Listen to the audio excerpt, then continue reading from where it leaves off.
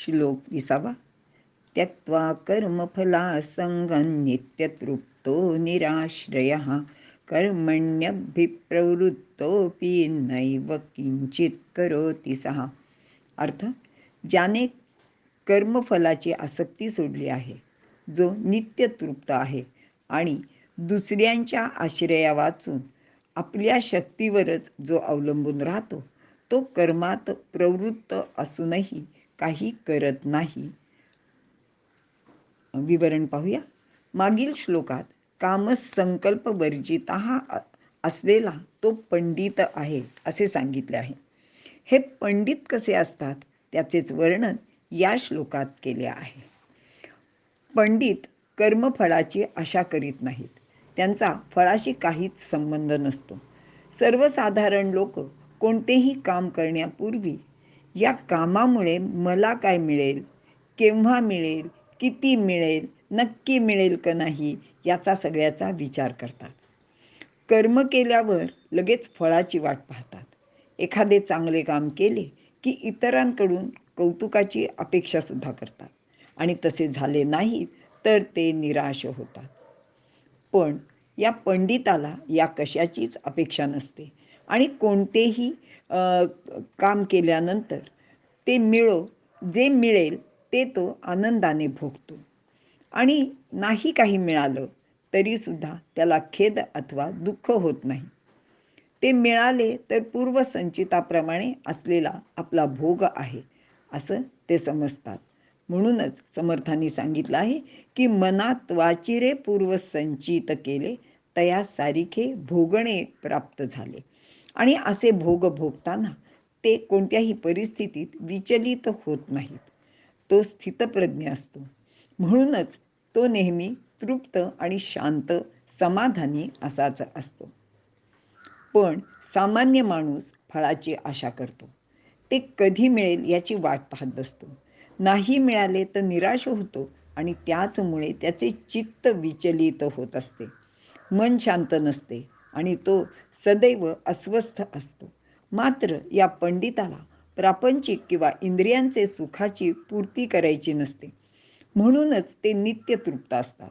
सामान्य माणूस मात्र सतत कोणत्या ना कोणत्या तरी गोष्टीची त्याला उणीव भासत असल्याने ती भरून काढण्यासाठी नेहमी खटपट करीत राहतो आणि त्याचमुळे त्याचे चित्त शांत नसते आणि ते नेहमीच अतृप्त असतात.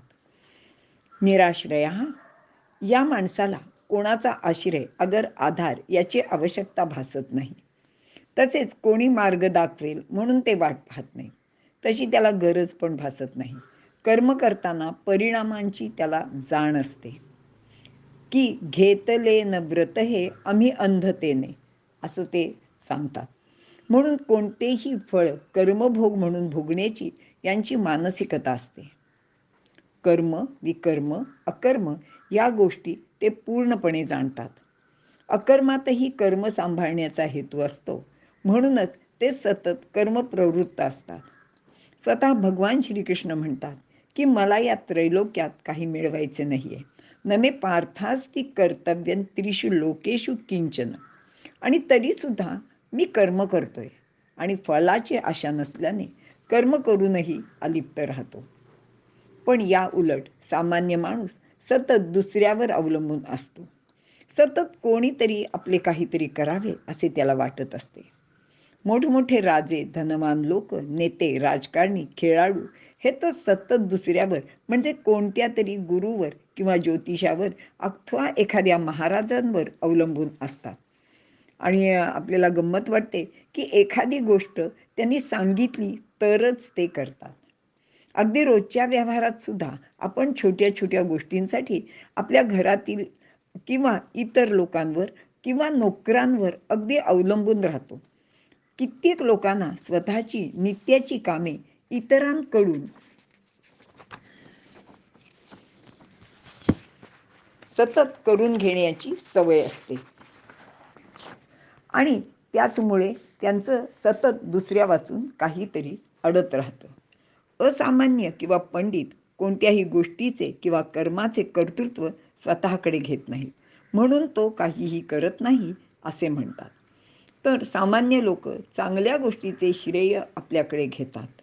म्हणजे अहो मी होतो म्हणून हे सगळं झालं, मी नसतो तर इतरांना हे अजिबात जमलं नसतं, अशी प्रौढी हे लोक मिरवताना आपल्याला नेहमीच अनुभवायला येतात. पण ज्या कामामुळे नुकसान झाले किंवा पश्चात्ताप करण्याची वेळ आली, तर त्याचे खापर ते इतरांवर फोडायला सुद्धा तितकेच तत्पर असतात. ते इतरांना जबाबदार धरतात, दोष देतात.